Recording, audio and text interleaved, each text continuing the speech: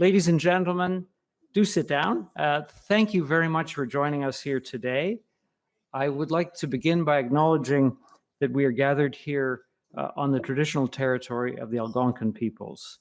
Moi, je m'appelle John McNee, je suis le secrétaire général du Centre mondial de pluralisme. Notre centre a été établi, fondé par Son Altesse l'Arakan, en partenariat avec le gouvernement du Canada. The center is an independent research and education organization dedicated to advancing respect for diversity and the benefits of inclusion around the world. The vision of the Aga Khan is that the center should be a destination for thought leaders from around the world. This morning, we are delighted to partner with the Pathfinders Initiative and the International Development Research Center to host the Canadian launch of the Task Force on Justice report, Justice for All. At the heart of the Sustainable Development Goals is the vision of a just, inclusive, equitable, and peaceful world in which there is progress not just for some, but for all. Addressing structural inequalities and exclusions is key to achieving the SDGs. And the Justice for All report makes an important contribution on this issue. Pluralism is about recognition and belonging. And one of the most startling findings relates to the issue of legal recognition. The report shows that over 1 billion people lack legal identity, preventing them from claiming their rights, accessing basic protections of the law, or even simply living in full and equal members of their societies. Recognition is not only a legal issue, but a moral one. It determines who belongs and who doesn't. Without recognition, the goal of just and inclusive societies for all will remain unrealized. Today, we are extraordinarily fortunate to hear from members of the task force who helped prepare the report, as well as a very distinguished panel of experts. In a couple of minutes, we'll hear from Nathalie Drouin, Canada's Deputy Minister of Justice and Deputy Attorney General, and Ambassador Kuya of Argentina, who will introduce a brief video message from the Argentine Minister of Justice and Human Rights. Following this, and just as soon as her taxi arrives, Allyson Maynard-Gibson, the former Attorney General and Minister of Justice of the Bahamas and member of the task force, will present the findings of the report. And finally, we will have the great pleasure of hearing from Mary Robinson, who really needs no introduction.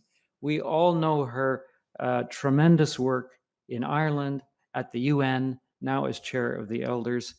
It was my great privilege to work with her at the United Nations. And I have a long speech about Mary here, but I just say that she has fought and fought so successfully for all of the great causes. So it's a particular honor to have Mary with us at the Global Center for Pluralism. So following those presentations, there'll be a panel discussion and questions and answers.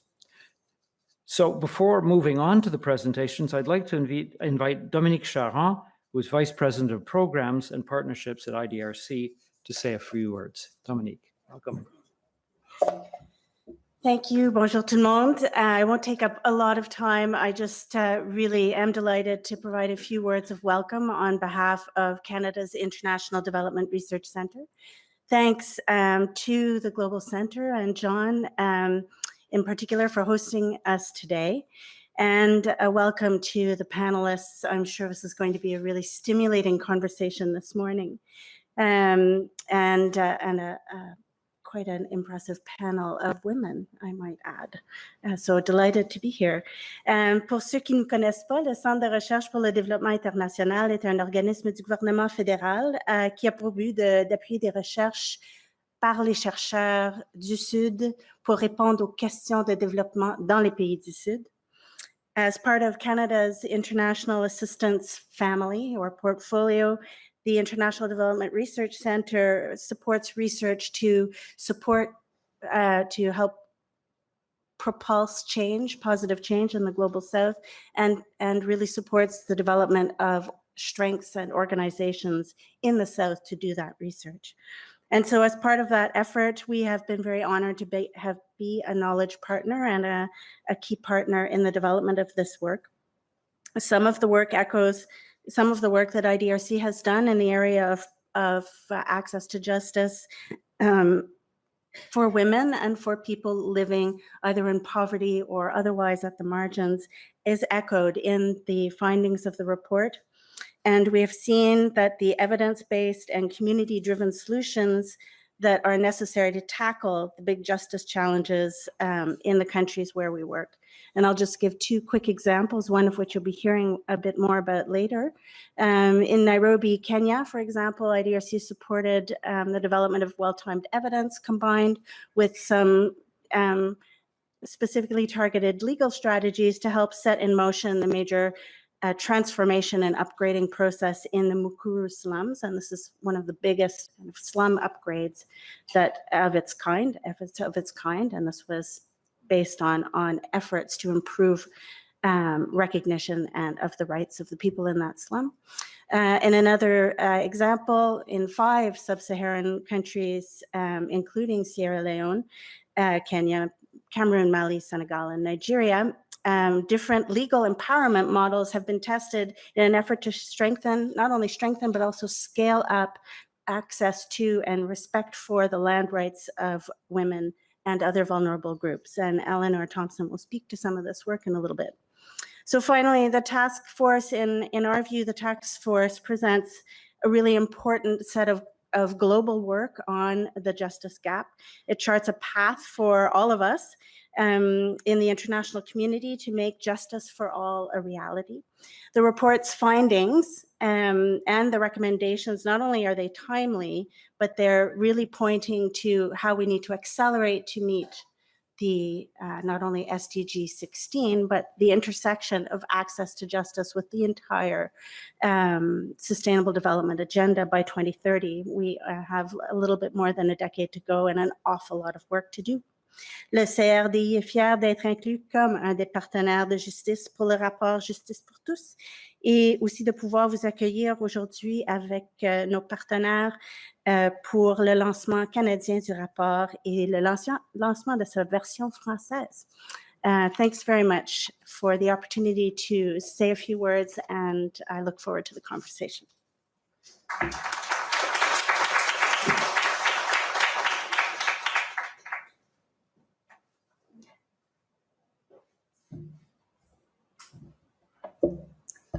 Bonjour tout le monde, merci pour votre accueil chaleureux.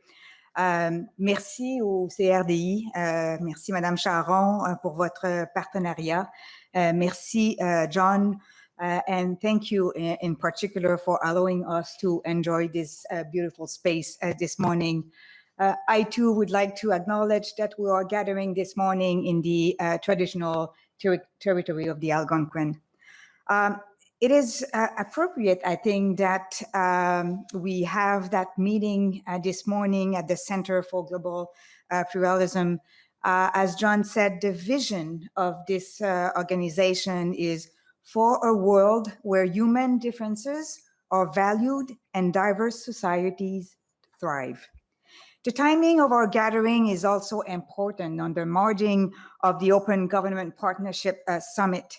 And we know that open government is an important component of access to justice.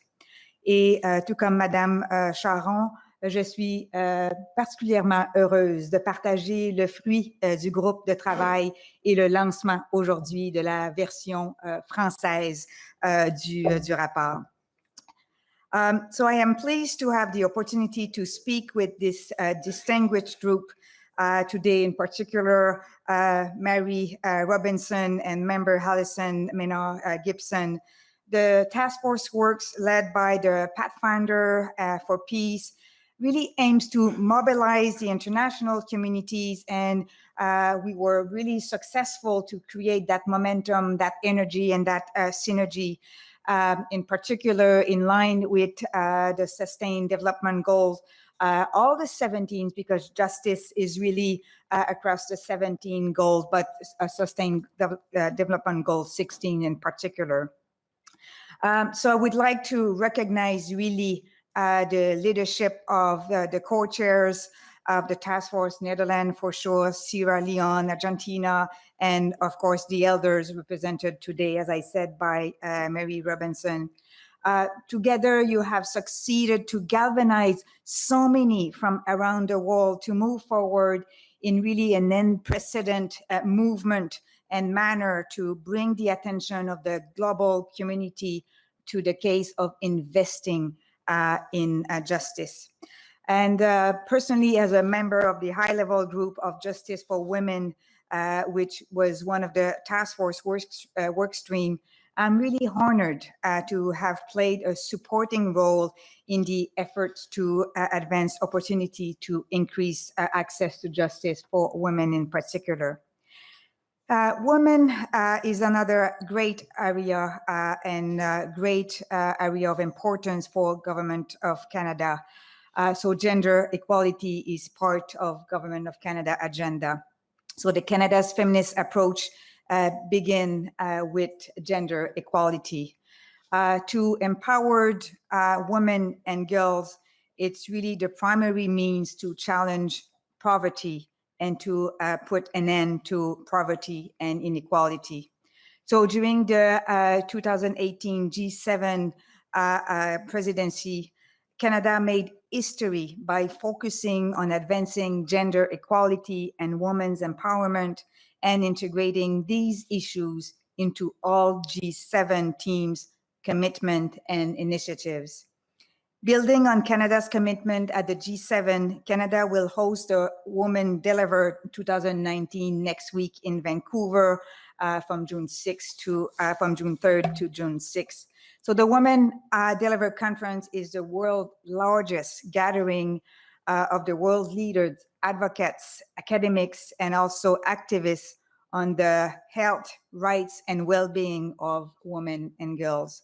And this year's the conference will focus on power and how it can drive and how it can end poverty and inequality and how we can make progress and how we can build changes. Unfortunately, disparity in access to justice experienced by women and girls still remain a significant issue and can limit the progress and change both here and abroad. Without justice, the world will not be able, as I said, to end poverty, reduce inequality, or create conditions for shared and sustainable prosperity or promote peace and inclusion. More need to be done. To address this, Canada will continue first to address sexual and gender-based violence, support women's rights organizations and movement, improve public sector institutional capacity to build gender equality, and contribute to a strong evidence base for gender equality actions. In regions of the world where the poorest and most vulnerable have limited or no essential services, and where they are also face devastating effects of conflict and natural disasters, Canada will help ensure that they have access to quality healthcare and nutrition, education, and timely human assistance. Canada's new Feminist International Assistance Policy will help protect and preserve human dignity. And this goes hand in glove with efforts to improve access to justice. With this alignment of Canada's priorities for advancing women's empowerment and the work of high-level groups of justice for women, I think it was natural to have a representative as this committee, and I was delighted and also really privileged to be a member of the high-level committee. So I would like to take just a couple of moments to highlight the major points of our work. The high-level group looked at all of the challenges and the needs that women are facing accessing justice. The needs are so important for the women who live in poverty and are facing very difficult challenges. And this diversity of experience must be taken into account. There is also strength in the case of, as I said before, investing in women access to justice, which has been shown and which has been proved to produce very high results in terms of development, national income, and economic growth. The Justice for All report indicate a growing body of evidence demonstrate that spending in justice, spending in people-centered justice can deliver a high return on investment. Increased justice reduces the risk of conflict and also instability. Every dollar we invest in justice is likely to return at least $16 in benefits and reduce of conflict. So tackling everyday justice problems also deliver benefits. Like, for example, specialized courts like drug treatment courts have demonstrated to reduce reoffending, saving the criminal justice system thousands of dollars and also making sure that we bring victims and offenders in the system. Restorative justice approaches are highly cost-effective and result in higher satisfaction, again, for victims and also offender. In Canada, restorative justice is being pursued with greater results. Last fall, all the Canadian justice ministers, public safety ministers were successful to build a consensus on increasing more in restorative justice in each the federal and all the provinces and the territories. So I do believe that citizen-focused justice allows us to see the individual who serves, we are serving, more than only seeing the institution. And when we do that, the argument on investing in justice comes a little bit clearer. Justice surveys are necessary to understand the gaps in services and to understand the needs we have to fulfill. So the justice system has to be seen now as an integrated part of other sectors like education and like health. We need to see justice, as I said, as an essential partner, and Justice for All reports really expose that important to see the justice as part of the other sector and not as a silo. The report of the Task Force on Justice includes call to action, and I do believe that the call to action is really powerful. It puts people at the heart, at the center of the effort we have to put in place. I am really hopeful that collectively we'll be able to make a difference. Along with the sustained development goals, we have witnessed around the world that open government is tied to the concept of access to justice. So as I said yesterday at the department, it's only really recently that we see the connection and the link between open government and access to justice. And I'm really pleased that now we are seeing that. And I'm also pleased that this afternoon, today, we'll have discussion about open government and access to justice. So the task force, and we'll hear about that later this morning, really urge us to put in place the necessary mechanism to improve accountability and to make sure that we are able to identify the key measurements to make sure that we are continuing making progress. So again, congratulations for this great event. I'm really proud to have a Canada launch of the task force report. And as I said, especially proud to have un rapport en français. Merci beaucoup. Bonne continuité. Bon sommet.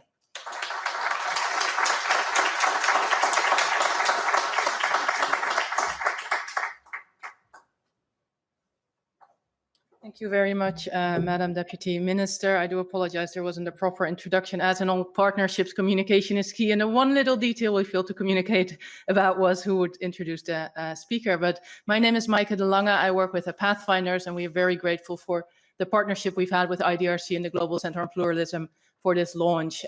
So my role now will just be to introduce the next speaker. But let me thank you, Madam Deputy Minister, for your words, for Canada's support to the work of the task force, for being here, but also by hosting the innovation group meeting and your membership and commitment to the high-level group on justice for women. So we really appreciate your support. The next speaker will be a video message from Minister Garavano, introduced by the ambassador of Argentina, to Canada. As has been said, Argentina, the Netherlands, and Sierra Leone are co-chairs of the task force, and they've shown tremendous leadership. So please, Ambassador Kuya.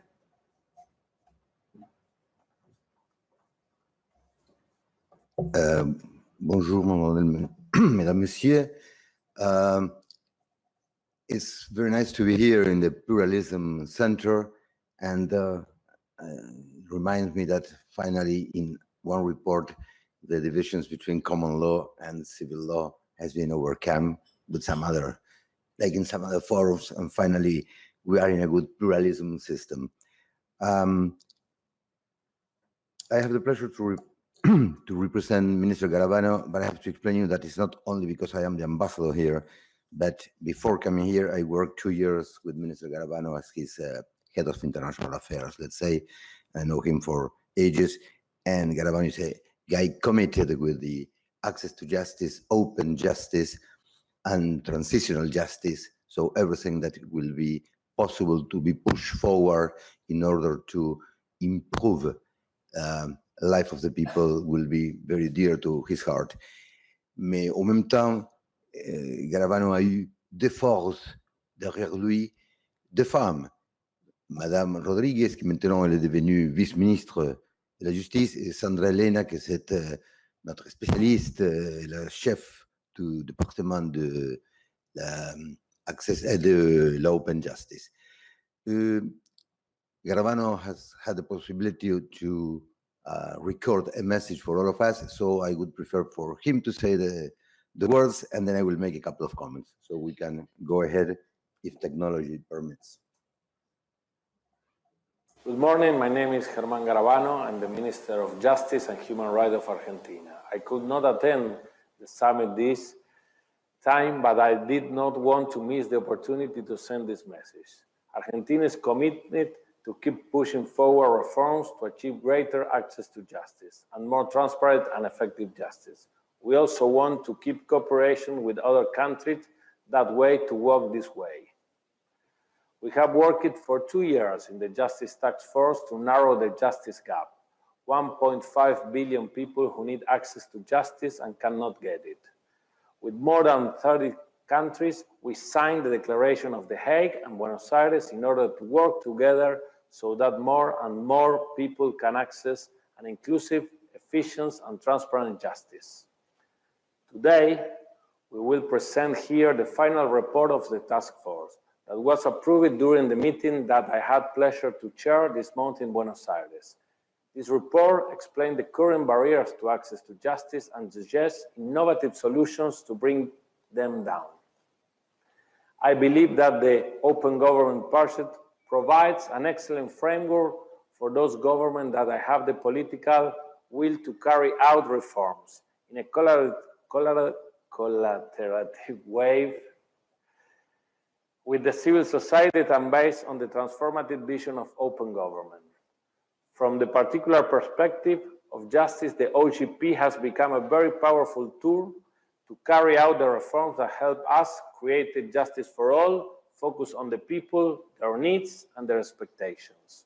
For this reason, I believe that today, more than ever, it is necessary to keep advancing in the strengthening of the coalition for open justice.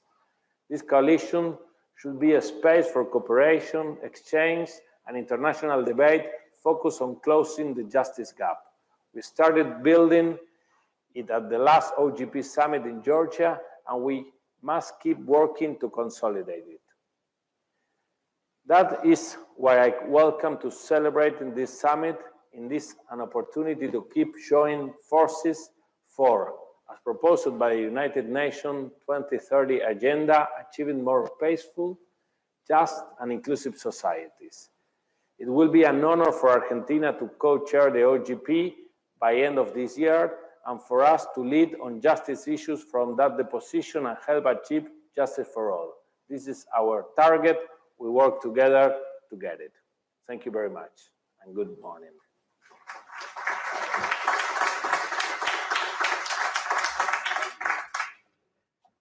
So with these simple words from Garavano encompassing the ideas,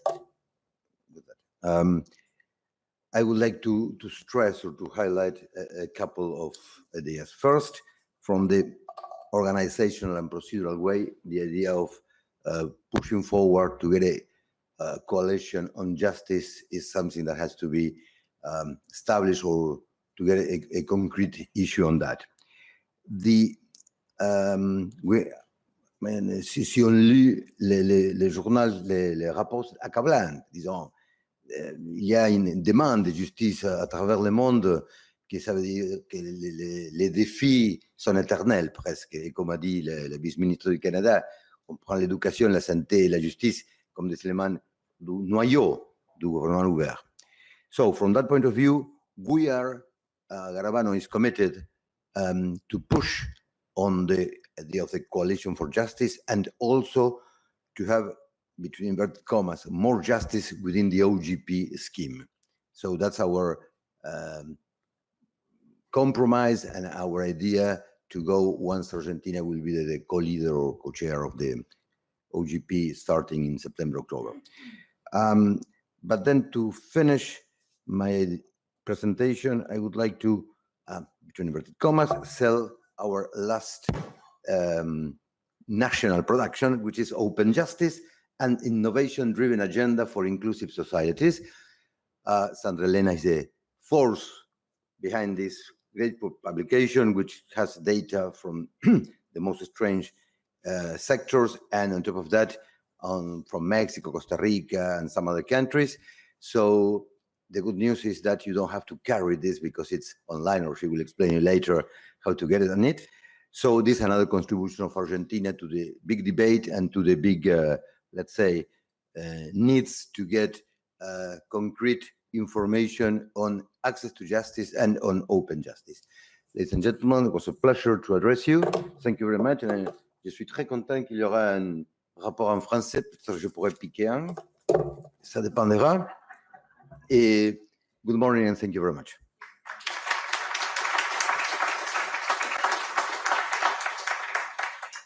Thank you very much, Mr. Ambassador. Thank you, Minister Garavano, and thank you, Argentina, for the leadership in this area. There's not only a report in French, but also in Spanish, as I think you may be aware. We are trying to translate it into other languages, and all those materials are available on the website.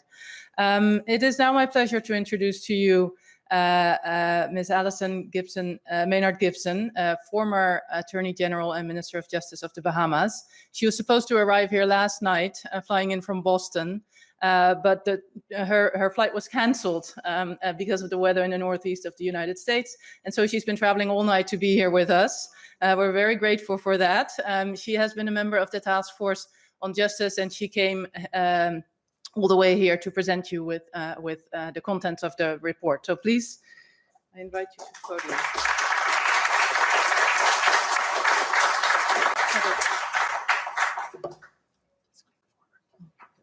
Good morning, everybody. It's such a pleasure to be here and on such an exciting occasion.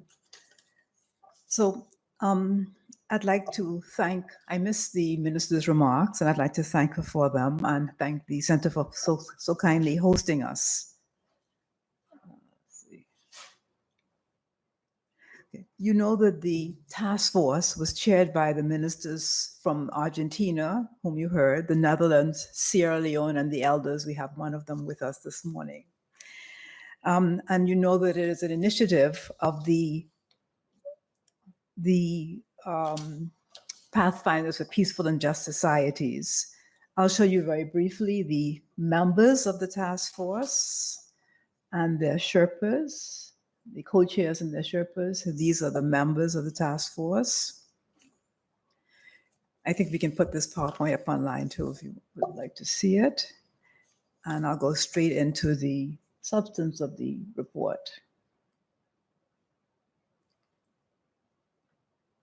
Is this working? Is it me? Okay. So what we discovered, and we're really concerned about and bring to your attention, is that we live in a world where 5.1 billion people, yes, billion people, that's 2/3 of the world's population, do not have meaningful access to justice.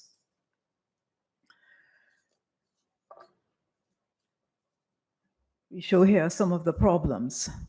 4.5 billion are excluded from the social, economic, and political opportunities that the law provides, such as land, tenure, and housing. They're employed in the informal economy, or they can't get their legal identity sorted out. 1.5 billion have justice problems that they can't solve. And some of you may have been through a legal maze yourself, as we present here. The justice system can present those kinds of problems. People don't know where to go to seek help. They feel that the processes are too expensive or too slow or they're unfair. They have problems with the criminal and the civil side of the justice system. And 253 million live in extreme conditions of injustice without any meaningful legal protections, such as they are in conflict arenas, they are exposed to modern day slavery, or they're exposed to statelessness. Injustice is costly. Without justice, just without good health care, people and societies fail to reach their full potential. We've discovered that people with justice problems lose an average of a month's wages. Imagine that impact on the economy. And that everyday justice problems, every day, cost countries 0.5 to 3% of their GDP. No small number. So what would it cost to provide justice for all? In low-income countries, $20 a day. Middle-income countries, a year, $64. And in high-income countries, $190. Let me repeat that. $20 per person per year in low-income countries. In middle-income countries, $64 per person per year. And in high-income countries, $190 per person per year. Small sums. For some people, the cost of going out to dinner. So we are urging that people should be put first or put at the center of justice systems. In the past, justice reforms have focused on institutions that can be distant from people. And for those of us who are prominent or who practice in the legal arena, we know that we focus on the system and sometimes forget the people. In contrast, a people-centered approach to justice understands and thinks about how people experience justice and injustice. It will draw on evidence of what works to meet people's justice needs, and it will be delivered by an inclusive justice system open to partnership with other sectors. This last point is really important because we have to recognize that we lawyers or we who are involved in the administration of justice don't know everything. And we live in a world where there is integration of systems and people don't work in silos. It's really important for us to recognize that, to draw on expertise, and to really bring about efficiencies that are people-centered, and most importantly, listen to people. There are some common justice problems. Violence and crime in the public sphere at work and at home. Disputes over housing or land or conflicts with neighbors. Family disputes, for example, around divorce and inheritance. You can imagine the frustrations that people experience. If we could find a people-centered approach, and we've seen this in action in other countries where elders, for example, will mediate a matter and it is settled very quickly, binding mediation. Problems at work, whether as an employee or a business owner, imagine that frustration for the employee and the employer, the owner. Problems with money and debt, or consumer problems, and difficulties related to access and quality of public services. This is a major problem, not just in developing countries, but also in developed countries also, who feel that the system doesn't allow them to have access to redress issues that they have at all with the public or service providers, with banks, with other consumer type entities and so forth. Major problems. So how do we move from justice for the few to justice for all? This requires a transformation in ambition, a sustained effort to provide billions, 5.1, with access to justice. We want to help people resolve their justice problems, prevent large and small injustices from occurring, and create opportunities for people to participate fully in their societies and their economies. We're focusing on the Sustainable Development Goals. Justice is the common thread through all of them, all 17. And without increased justice, not only won't we be able to really have sustainable development, but we will not be able to end poverty, reduce inequality, and reach the furthest behind first. We won't be able to create conditions for shared and sustainable prosperity, or promote peace and inclusion, and promote and protect fundamental rights. So what is our call to action? We'd like to see the acceleration of progress and all partners coming together in a global and sustained effort to deliver justice for all by 2030. And we've presented in our report an agenda for action that will help deliver justice for all by 2030. There will be a high-level political forum in July and an SDG summit in September. And from goals to commitments to results into the decade of delivery on the 2030 agenda. I commend our report to you. Thank you very much.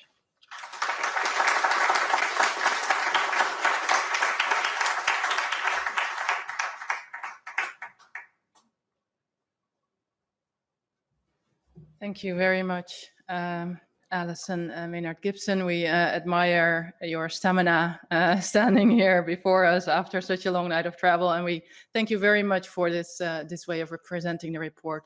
I would now like to give the floor to Mary Robinson. She has already been introduced to you, and she's also often introduced as someone who needs no introduction. Chair of the Elders, please, I give you the floor.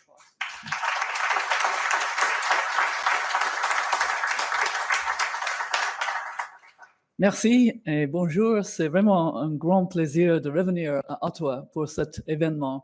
It's also a pleasure to follow such a comprehensive analysis of the task force report from Alison Gibson. I'm glad that this report is being discussed in the context of the 6th OGP Global Summit, which I'll be attending this afternoon.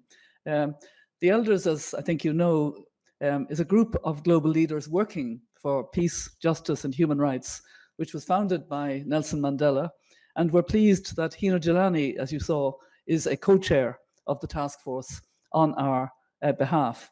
I have to confess that in recent years, I've been focused on a different kind of justice, climate justice, the injustice of climate change. But actually, it links quite a bit with this overall report.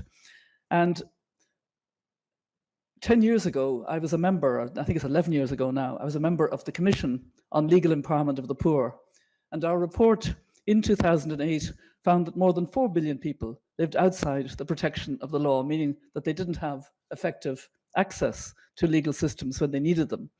It's frankly shaming to admit that more than a decade on from that landmark report, the scale of the justice gap, as you've heard, has worsened. as Allyson said, more than 5 billion people don't have meaningful access to justice. And this is it's a damning indictment of our global political and legal systems. And as she said, this includes also 1.5 billion people who can't resolve their justice problems, such as victims of unreported violence or crime, or who cannot resolve a dispute over land or the denial of a public service.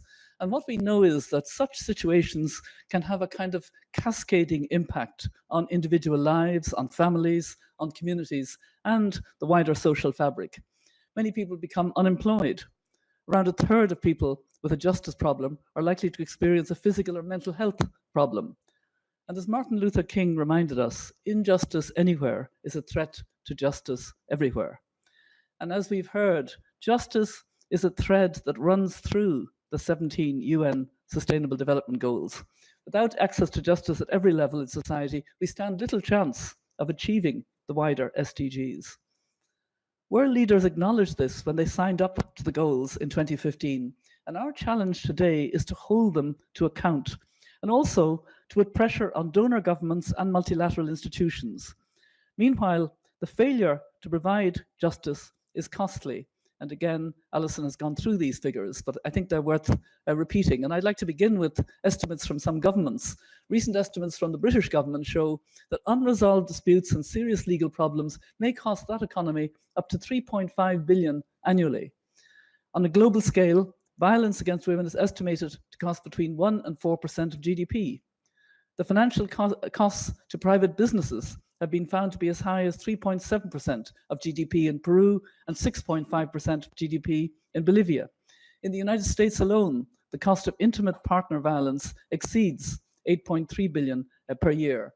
And I do think it's worth repeating the estimates of cost that Allyson put particular emphasis on of providing universal access to basic justice. In low-income countries, it would cost $20 per year to provide each person with access to basic justice services. In middle-income countries, $64, and in high-income countries, 190. And you know, as you said, Allyson, this is not a huge amount of money, and yet we've neglected this field. We've funded education, we've funded health, and somehow this is a real gap that we have to address. And beyond finance, I couldn't agree more with her presentation. We need to shift away from justice reforms that focus solely on institutions and move to a people-centered approach that embraces legal empowerment. And this approach has a focus on preventing injustice, is open to innovation, and works in collaboration with other sectors, such as health and education. Recognizing the fundamental importance of justice, the elders launched our own Access to Justice initiative in February in The Hague. And we'll use our collective moral voice and indeed our convening power to call for greater commitments and funding for access to justice. As has already been mentioned, in July, countries will report to the UN at the high-level political forum for the first time on their progress on delivering access to justice as part of their SDG commitments. And the elders have written to heads of state, encouraging them to make ambitious funding commitments, in particular for grassroots justice defenders, and to increase access to justice services for women, as has been rightly emphasized this morning. As we embark on this new initiative as elders, we're grateful for the support we've received from a wide range of civil society groups and activists who are working on the front lines, often in circumstances of physical danger and political risk. We learned a lot from the Sparks of Hope, grassroots organizations that embody the change the elders want to see in the world. They were gathered together during our 10th anniversary year, ending on Madiba's birthday on the 18th of July, 2018. For example, the Women's Law Center in Moldova, where female lawyers provide access to justice for survivors of gender-based violence, or Namati, whose paralegals in Sierra Leone helped to empower communities to take back their land that had been acquired by companies illegally. And we'll hear more about that on our panel later. Last year, I had the great pleasure of visiting our co-chair, Argentina, with Hina Jelani, and marching in the street, carrying the banners, Access to Justice. And we had a very funny band leading us. It was quite fun to be behind such an extravagant band, and I'm sure you remember Ambassador leading us along the streets of Buenos Aires. And we were particularly impressed while we were there by going along to the access to justice centers, which are placing justice services in the hearts of communities and offering holistic services under one roof to people who may be experiencing justice problems. This open government partnership global summit presents an opportunity to share justice innovations as well as make concrete commitments on how to better deliver justice services which enhance open government. It's positive to see the increase in justice commitments made at OGP over this past few years, and I sincerely hope that this will increase. The elders want our voices to complement and to amplify civil society voices. We stand in solidarity with you and with all, and we'll do all we can to make your voices heard when we meet with heads of state, government officials and policymakers in countries around the world, so that access to justice is a right afforded to everyone and not just a privilege of the minority. Thank you very much. Merci. Merci. Okay.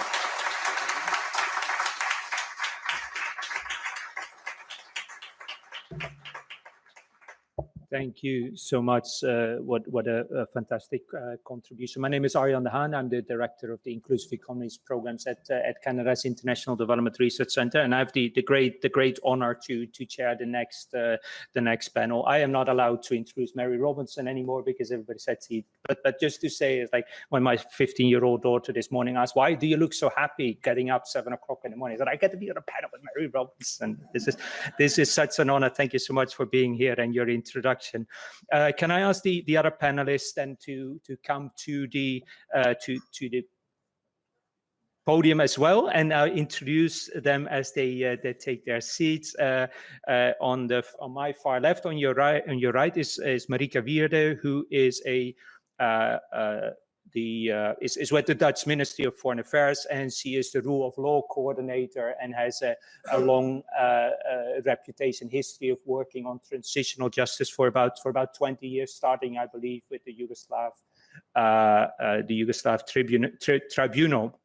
And on your left is, and thank you for being here as well, is Eleanor Thompson, who is a lawyer with the organization Namati that is based in Sierra Leone. I won't say much about their work because they will do so in the panel.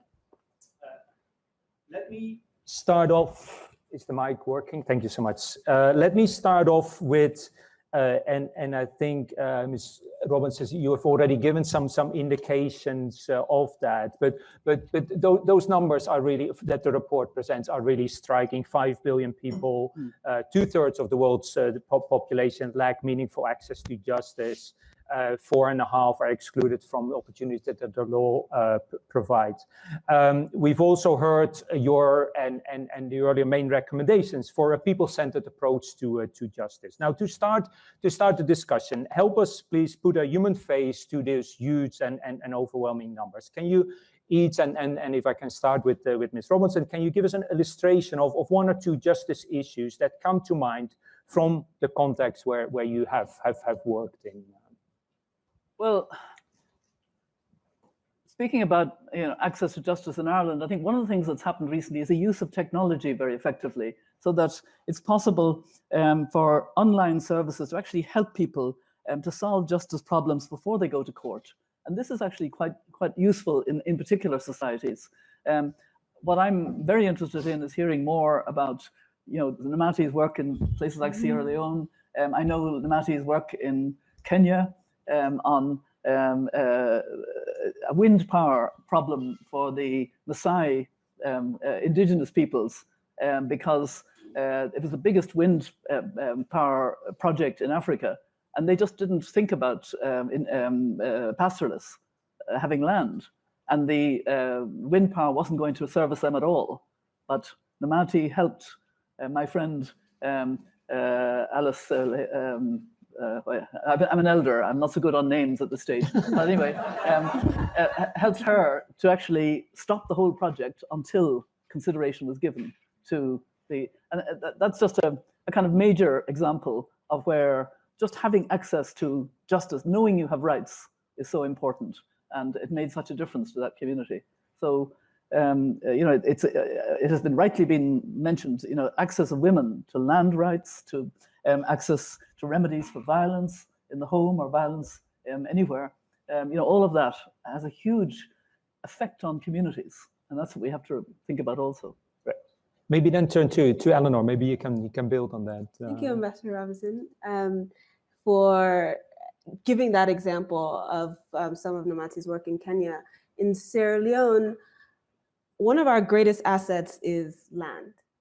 But unfortunately, for long now, many Sierra Leoneans, particularly in rural areas, fall into the category of the 5.1 billion people who are not able to access justice, or even the 1.5 billion who the report notes that they have civil or administrative justice issues like those related to land that they have not been able to resolve.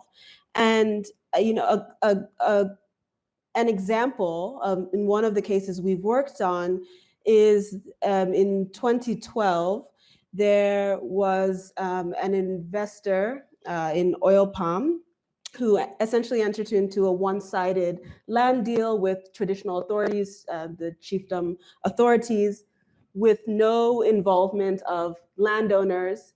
This was a deal essentially to lease 30,000 hectares of land in Makpele chiefdom in Pujan district.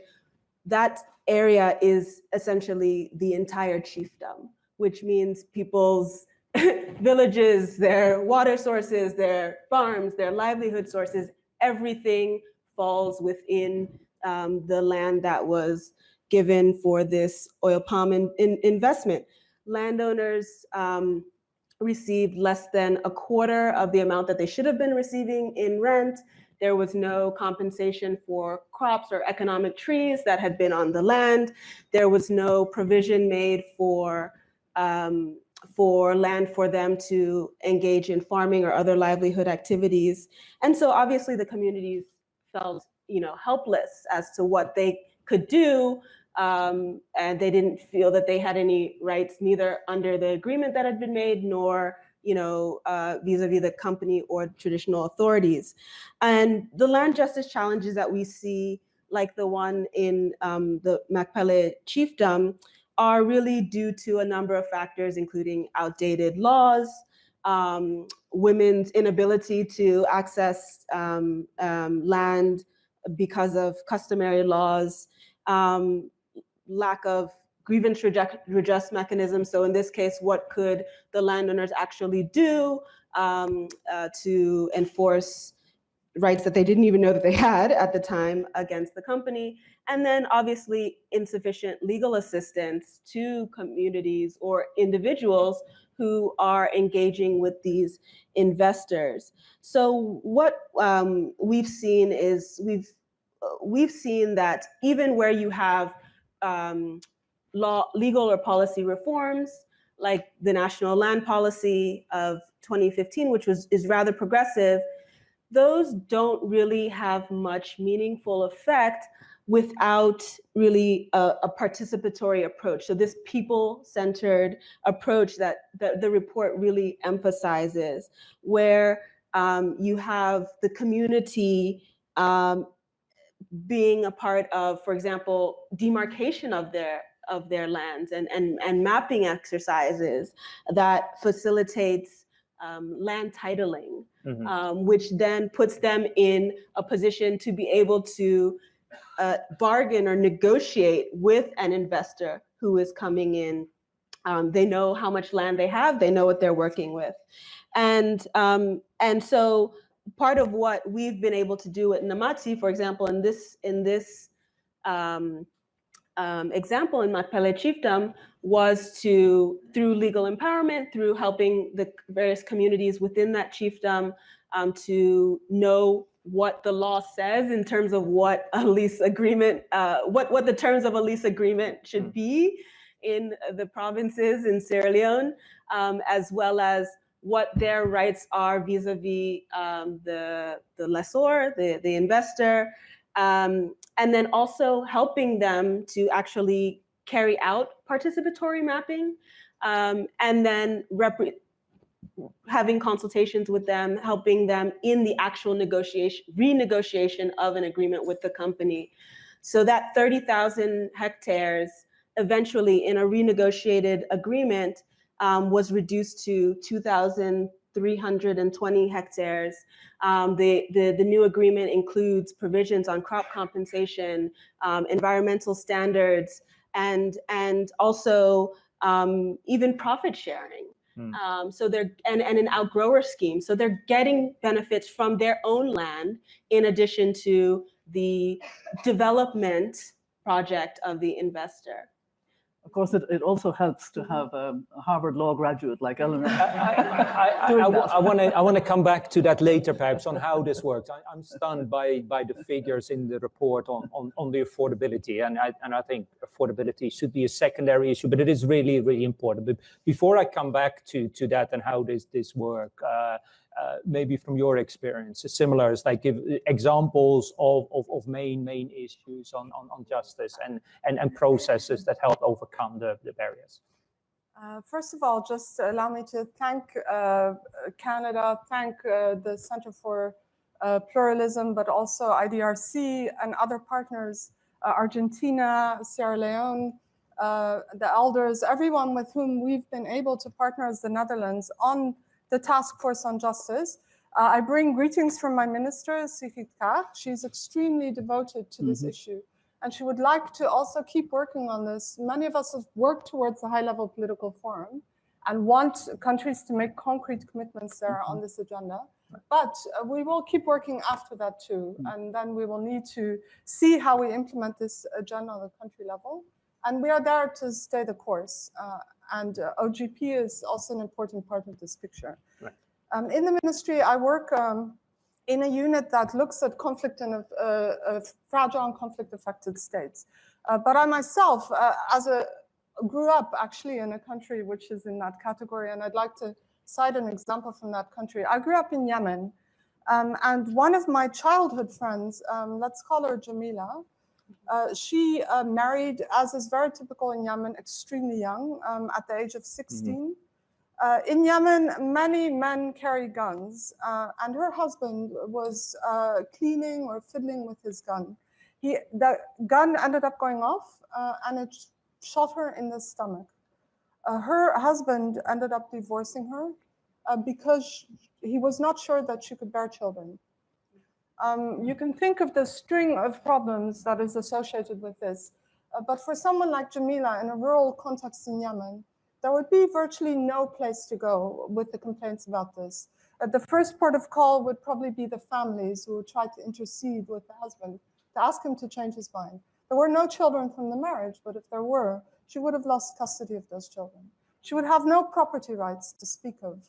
And as a divorcee with a handicap, she would face many, many difficulties. This story actually has a happy ending because in the end, the husband ended up changing his mind, and in fact, she even bore children after this injury.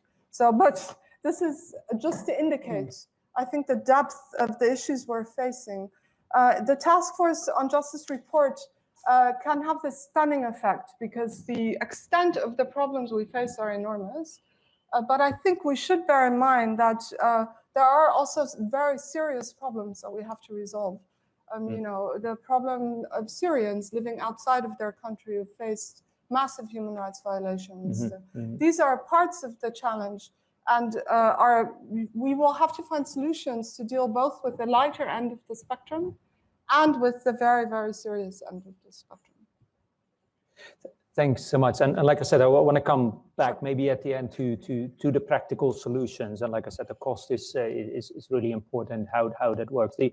Before we go there, and I think Marieke, you've already alluded to how gendered the question of access to justice is. And of course, in Canada's with foreign policy priorities with a feminist international assistance policy, this is we're happy to say it's like this is a key priority. But maybe I can turn to Mary first. Is like how what does it mean, a gendered approach to the question? I must say, I think this is a vital issue, and I'm so glad to hear the Minister from Canada put such emphasis on it. And I'm glad there is a separate, focus on justice and women, because that is absolutely necessary. I'd like to refer maybe to just two examples. First of all, we need more support for survivors of violence. And one of the sparks of hope is a good project in India, My Choices Foundation, because they hire local women as peacemakers who work in the community and who work to provide counseling and rights education and also basic legal aid to victims of violence. So it's women forming a community to help, which I think is a really important thing. And then the second thing is we need more women in the justice sector, more judges, more women police. I've had a link with the Association of Judges, and I've addressed them on a number of occasions, the Global Association. And in discussion with women judges, you really get the sense they can influence the system.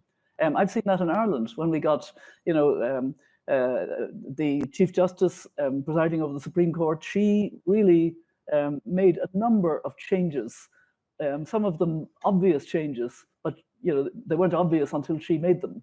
And it's just to have people there, with the right ideas. I think that's really important. Thank you so much, Eleanor.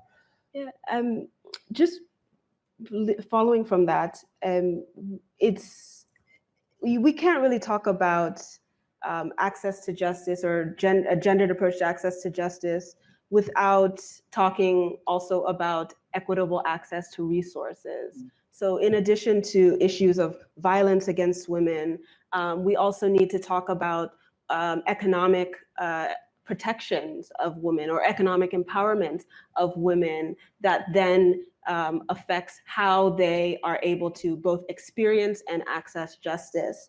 And in the Sierra Leone context, especially for rural women, that means equitable access to land. As I mentioned before, customary laws which do have equal status under our constitution to common law and statute, really create a challenge. So even where we have beautifully written statutes that on the devolution of estates or registration of customary marriages and divorces that provide some legal and economic protections, for women in terms of succession issues, those really mean little in practice, or where in communities, customary law, which in almost all of our all the ethnic groups that we have rules that are based on patrilineage. And so really one of the things that we have sought to do is look at strategies that would address sort of how women experience or women's participation in processes that affect, for example, their access to land. So legal empowerment, specifically targeting women, that helps them to know what their rights are under the law. We also realize that it's important to not just speak to women, and that one of the foundations of helping to even out this balance, especially on land-related issues, is for communities as a whole to really recognize what women's contribution are as land users. So even if they're reliant on a system or where the head of the family, usually a male, is distributing land, they really are the primary users. And what effect does that then have on the community economically, socially, et cetera? And then ensuring that within governance structures that are being created at the community level for the management of land, that women are not only members of those governance structures, but that they also are part of, for example, negotiation processes with investors, which they're normally completely excluded from, and you hardly see a woman signing a land lease agreement, for example. So these are some of the strategies that we're now looking at employing to address the practicalities of ensuring that the law becomes a reality. Marieke, from your perspective, Yeah, what is a feminist approach? I mean, look gender is a very important issue for us as well. We're jealous of Canada's feminist foreign policy. We don't quite have that, but we try to give it a lot of prominence in our work. One thing that we try to do at the ministry in looking at access to justice is to set targets on which we report to our parliament. And within that target, we said we need to achieve that 50% of our beneficiaries are women. This may sound straightforward, but it actually can be quite difficult to achieve in practice, especially in the kinds of countries, the fragile and conflict-affected states. But this forces us to measure, which also means that it forces our partners to measure. And there isn't necessarily in many countries the practice of doing that. But I think this issue of data, and this is also an SDG agenda, is a very important tool because it can teach us much more about how we should approach these problems. And the second thing that I would say is, I think the issues facing women are often interlinked. So that if you allow me to cite an example from Sierra Leone, the Truth Commission in Sierra Leone found that the reason why sexual violence was so prevalent in the conflict, also forced marriage, was essentially related to the very low status that women enjoyed generally in that society. And therefore, they made all kinds of recommendations on strengthening inheritance and property rights and all these kinds of issues in order to really promote the status of women in that society. I think that may be true for other countries as well. In Afghanistan, up to 87% of women will experience abuse during their lifetime. So I think this holistic approach and tackling the issue from these many dimensions and stepping over silos is very important for the SDG agenda. And certainly it's something we try. And I would also commend the Argentinians, I think, who in their one-stop approach in these legal centers, I think that's part of the answer. Okay, thanks. I'm going to see if I can get some questions in from the audience, given time. But before we go there, if we have time, what about other issues of exclusion? And certainly sitting in the Global Center for Pluralism, what about the other dimensions of discrimination related to caste, to class, to race, and over the last, and I think Mary, what you said about the last 20 years has not seen any progress, and a lot of this has to do with growing forms of exclusion on other dimensions. How can we bring this into the way forward? One of the stunning figures in the task force report is that more than 1 billion people lack legal identity and therefore are extraordinarily vulnerable. Don't count. If you don't count, well, how do you don't count? And I think it's great that in Kenya and Jordan and Bangladesh there's a real focus on acquiring legal identity, and I'm sure it's more widespread than that. What I wanted to say about the task force report in particular is, it was so strange after our report on legal empowerment of the poor, that 4 billion people hadn't access. It just dropped like a kind of stone. It wasn't picked up at all, really. Now we're in a different position. First of all, the evidence-based work done by the task force, the links with the World Bank, with everybody, the links with civil society, Namati, etc. That's important. And secondly, the fact that it's now part of the Sustainable Development Goals. And I think many of us, and I've said this myself, feel that unless justice is tackled, we're not going to achieve the Sustainable Development Goals. We're not going to achieve the leave no one behind. There's no way. So justice has become much more of a central concept. And I think this is the real hope. And legal empowerment is becoming something meaningful. And so I think we're in happily, we're in a different era, but it does take countries pushing, as the Netherlands has been. I've been to The Hague and I'll be back there again, and Canada and other countries really pushing on the need for more resources, the need for more funding. That's absolutely vital, going forward. Right. Thanks. I know.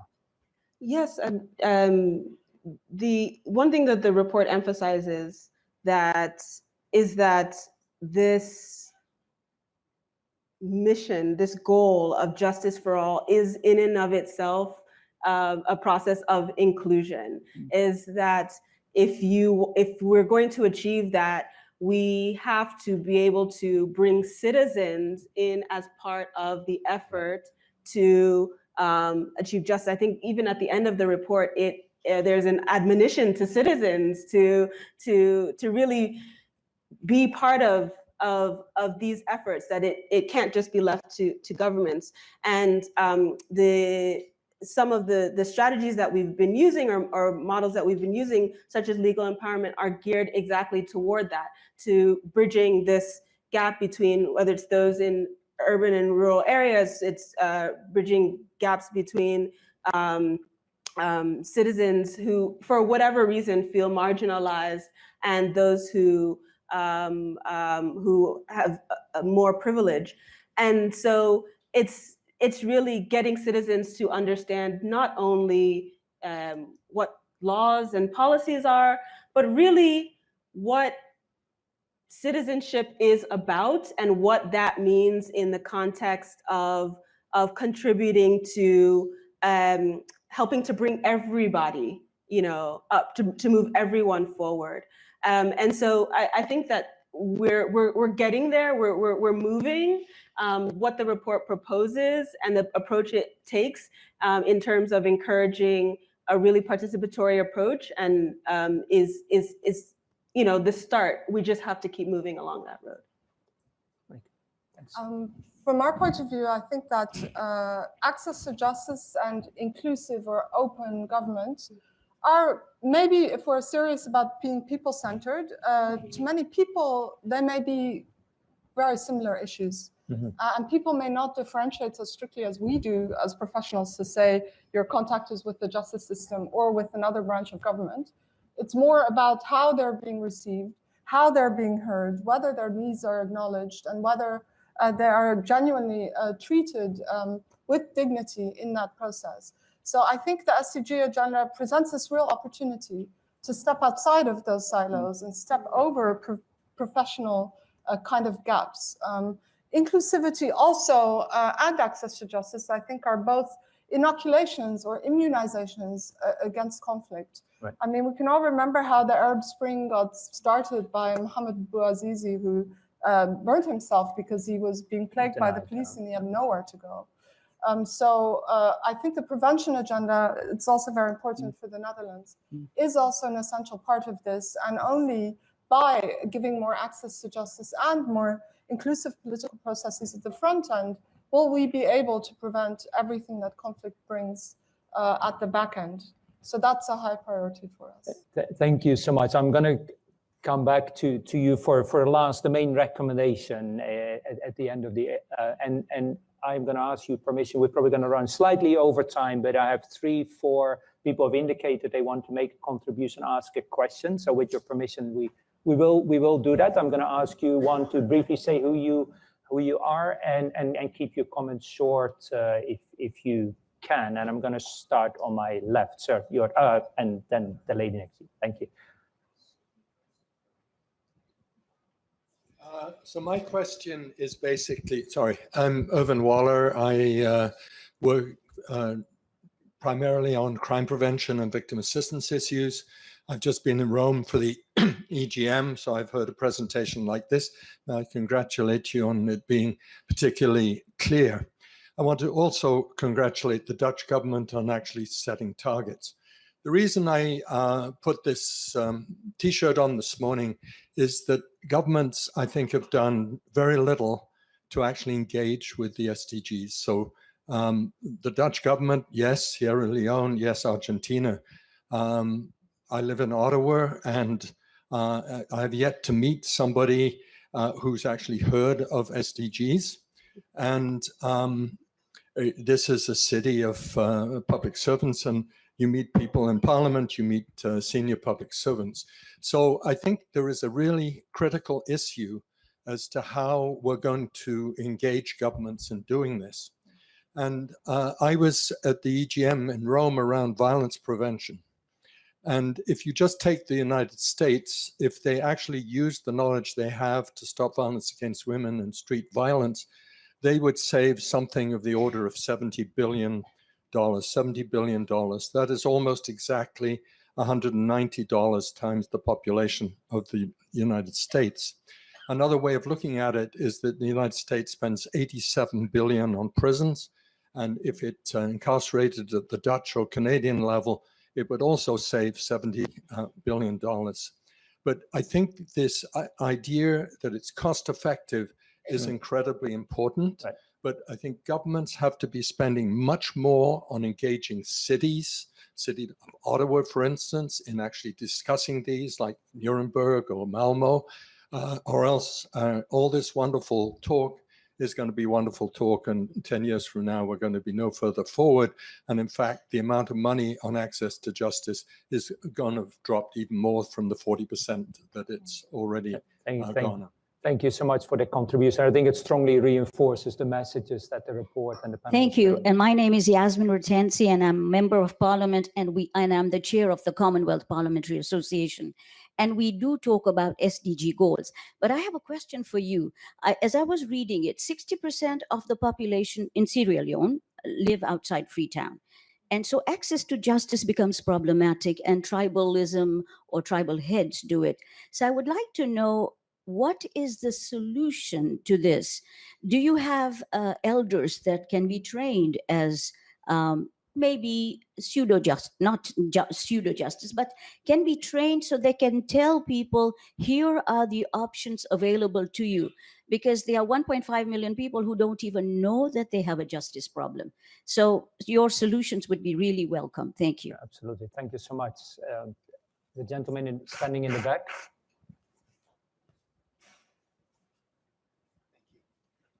Trevor Farrow from the Canadian Forum on Civil Justice and Osgoode Hall Law School. Thank you so much for the report. So many exciting things in here. I'm wondering if the panel has good examples on advice about really mobilizing the public, and numbers of you have spoken in different ways. We do have government officials, even in this country, who are really committed to the idea. We've got others around, but I think the real power will come from the people, not so much necessarily those who are in the system, but just everyday people. So moving from that shift that we've had from understanding everyday justice to now really making it a coffee table conversation over the next decade of mobilization. How are we going to do that in the way that we got people talking about exercise and food and diet? Thank you so much. And the last, I believe you had raised your hand as well for a question. And then we're going to go back for a very brief comment. Alyssa Goldberg, I'm Assistant Deputy Minister for Strategic Policy at Global Affairs Canada, and I'm just delighted with this remarkable panel. So thank you so much for your insights this morning, and to the colleagues who introduced, and to the Center for Global Pluralism for hosting.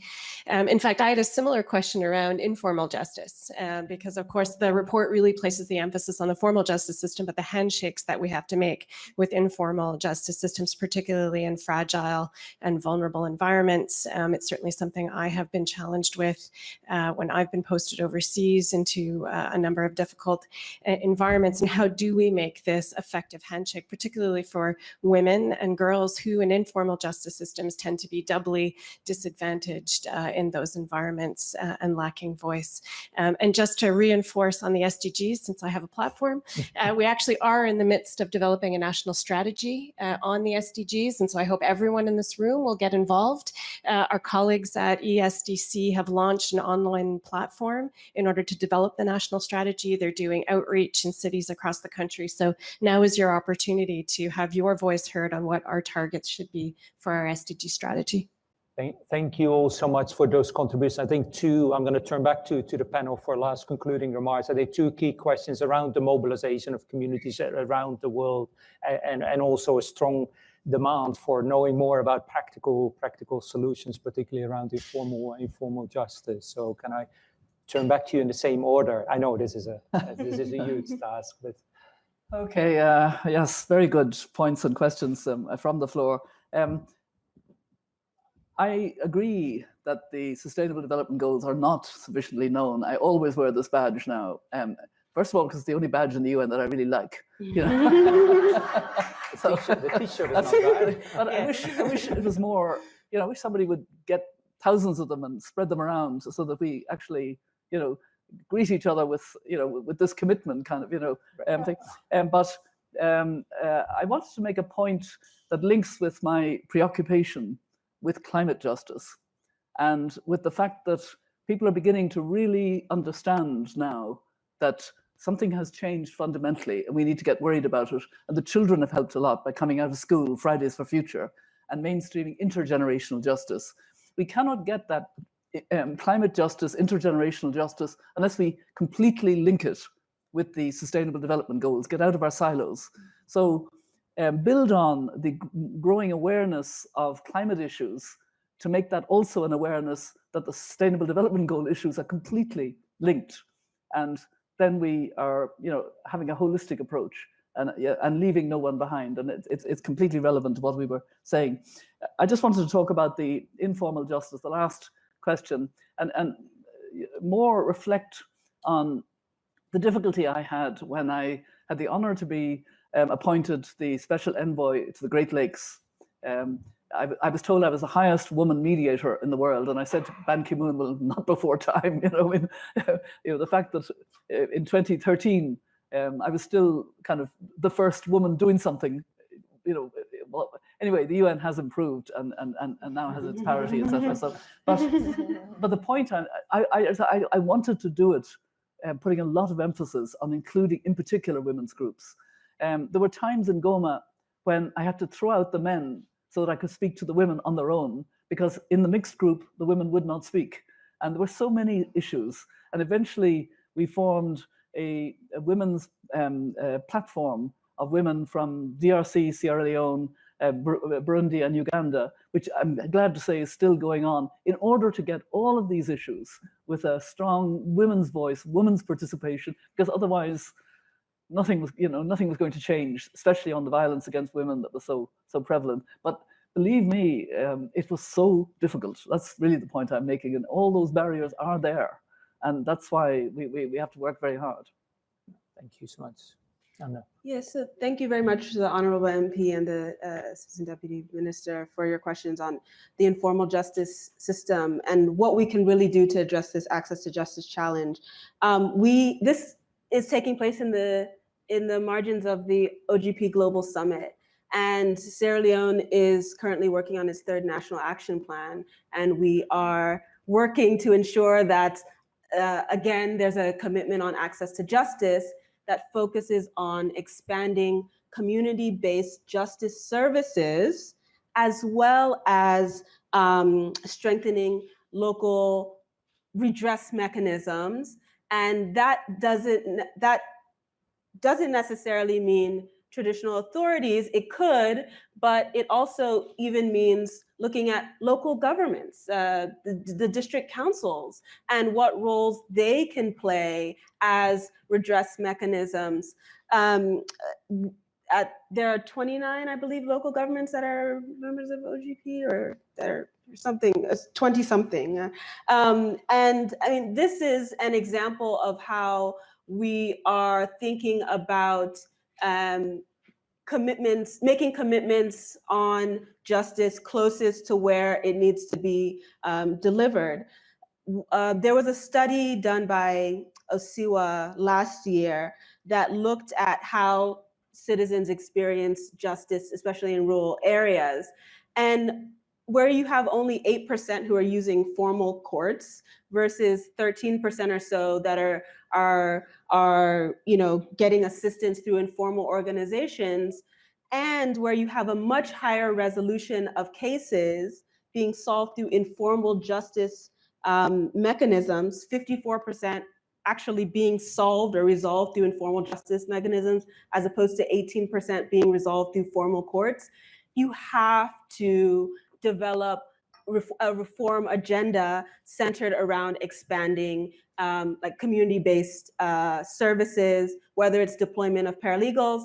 And luckily, this is actually in line with the government's policy commitment. So we're at a very opportune moment right now to say, okay, let's take not just the policy commitments you've made as a government, as well as your commitments to achieving SDG 16.3, and use the OGP platform, use this third national action plan as a means of accelerating your progress or your achievement of the commitments that you've already made to expand informal justice service delivery as a complement to the formal system.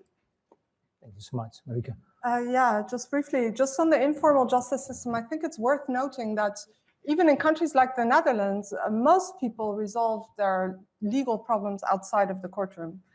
And before they come to a full litigation, I think the figure for people who really go the full length of litigation is 5 or 6%. It's very low. So I think a key message of the report is that we have to think much more broadly about the sector in any society. And that's also what's strong about this whole message. It's universal. So there aren't even that strict distinctions. I think this is a general problem. Secondly, how do we make this a more grassroots movement? It's a challenge. And maybe we as a government are not in the best position to do that. But I think if we're serious, for instance, about data and about doing more legal needs surveys, those provide also a great opportunity, I think, to do a lot of awareness on rights and on helping people understand how to claim their rights. So I think there are lots of practical opportunities that we should utilize. But then finally, as a government, our emphasis will stay on rallying other governments. And in in February, we hosted 20 heads of government, ministers of justice. If only it were heads of government.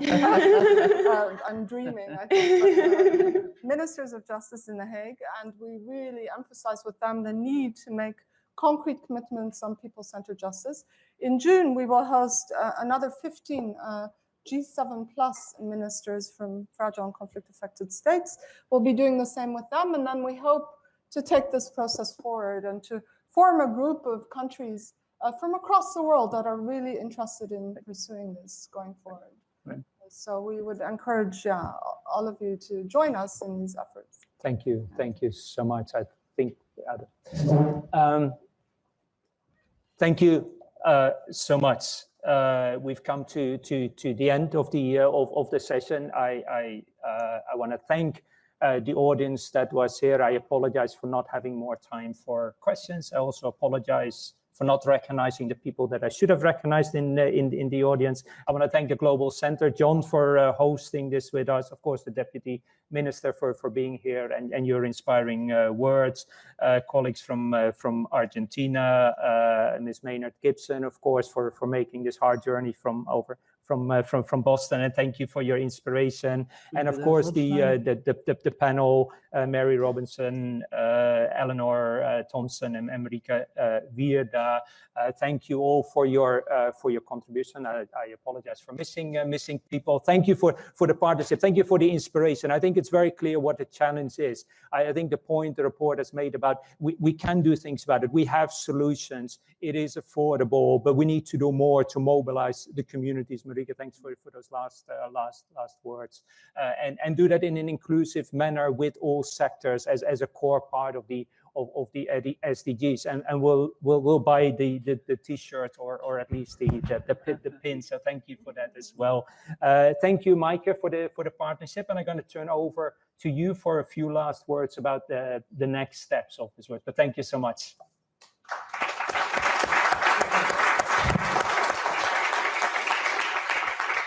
Just to keep it very brief, I was slightly worried that we would be speaking about all the details of the report and it wouldn't be obvious what was next. But I have been completely comforted by everything that's been said by the speakers, by the panelists, by the questions. I think there's such an awareness that there's a lot to be done. The report is there, but we won't stop here. The countries leading this effort won't stop. Where we have this movement of organizations and people, I invite you all to join and keep working in this area. We have the high-level political forum in July, the SDG summit in September, and then we go into the next 4 years that are a big opportunity for us to start delivering on the SDGs, start delivering on SDG 16. And the Secretary General of the United Nations has already called for this to be a decade for delivery. I think the justice sector is in a good place to really get serious about results and improving justice outcomes for people. I won't repeat all the thanks, just for your participation and your time. Merci à tous. À la prochaine.